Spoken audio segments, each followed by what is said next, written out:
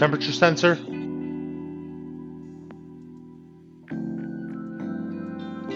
We're at 21 here. It's 22 on this guy. All this is clear here. I'm going to take off this backside of the linkage.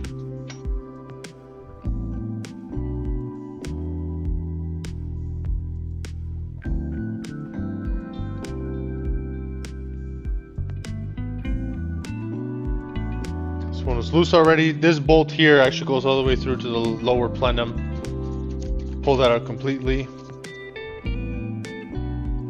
There's this tricky piece back here. If you get rid of this tube, then it's sandwiching this whole linkage assembly here. Notice there's a little aneroid here.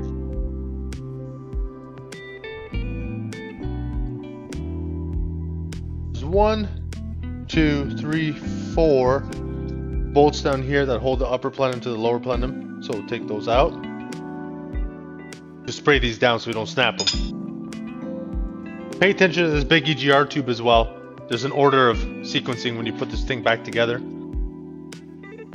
going to try hitting this with an impact. Sometimes breaks the rust a bit better. The only thing holding on this lower plenum is just the these guys here. Well, looks like it's separating pretty easy. There you go. Intake manifold is split. Obviously we have quite a bit of trash in here because there was water sitting in this lower manifold. Thankfully, because of this design, the water wasn't actually able to get into the engine as it was sitting in the scrapyard. But we're gonna have a lot of cleaning to do. There's a bunch of crap in the bottom. You know, we'll take off this throttle body here. We'll do that actually in a second. And you see this is paint marked for the stop. So we're gonna make sure to not wash that off. And these are the seals I was talking about. And they are quite crispy indeed. They're about expensive, I think, about $4 a piece, 8 of them. But there you go. Definitely want to change these guys out because they are crusty.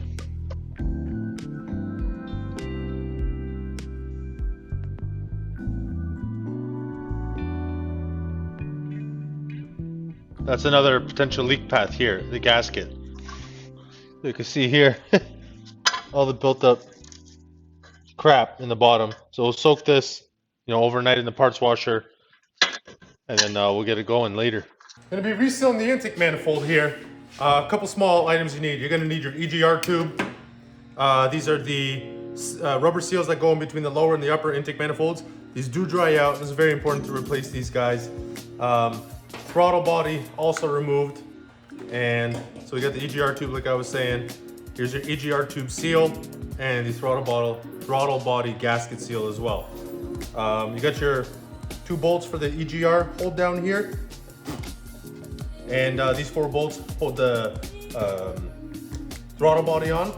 And what I'm going to be using as well is this super high tack gasket sealant from Permatex. This is really nice just to hold your paper gaskets in place.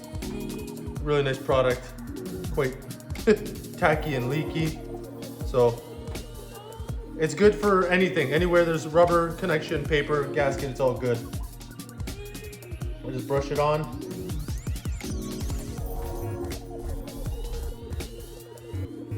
And what's nice is, it helps seal in any of those small little gouges that you might have put in while scraping, or just aluminum deterioration.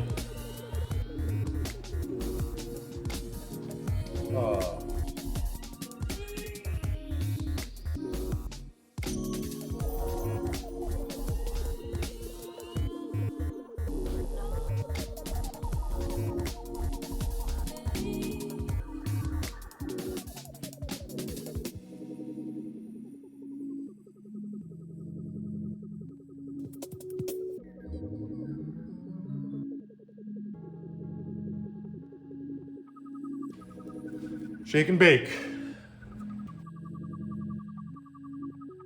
There's 1, 2, 3, 4 that hold this contraption together. So hey, just run your 4 bolts in, that's it, you're done. So I realized something.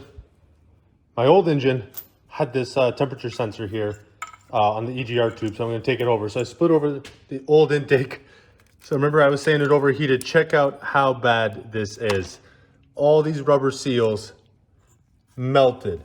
That was a really, really hot overheating event.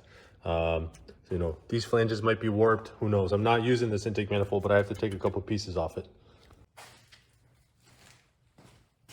All right, so we're going to be hooking up. The intake manifold's almost done. There's a couple pieces you want to hook up before you get this all together. It just makes it easier when you set it right back onto the engine. This is for my spare stuff. We don't need that. At least I don't think we need it.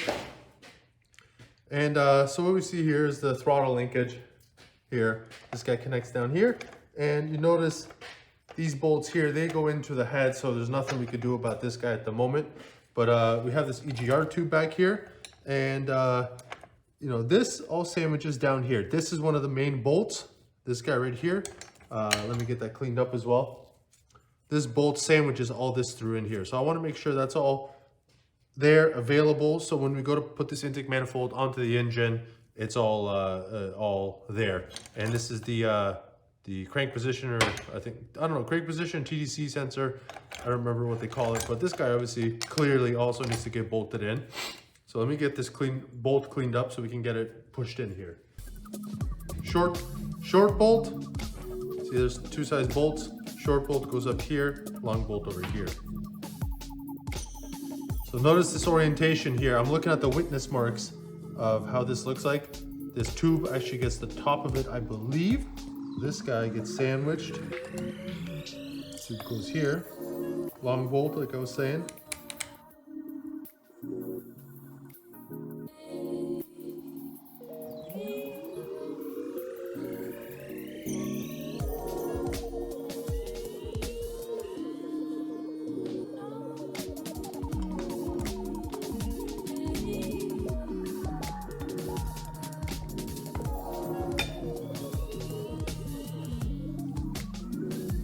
And I think I bent this one when I was taking the motor out, so this should be a little bent up, but there's your intake manifold. This is all tightened down.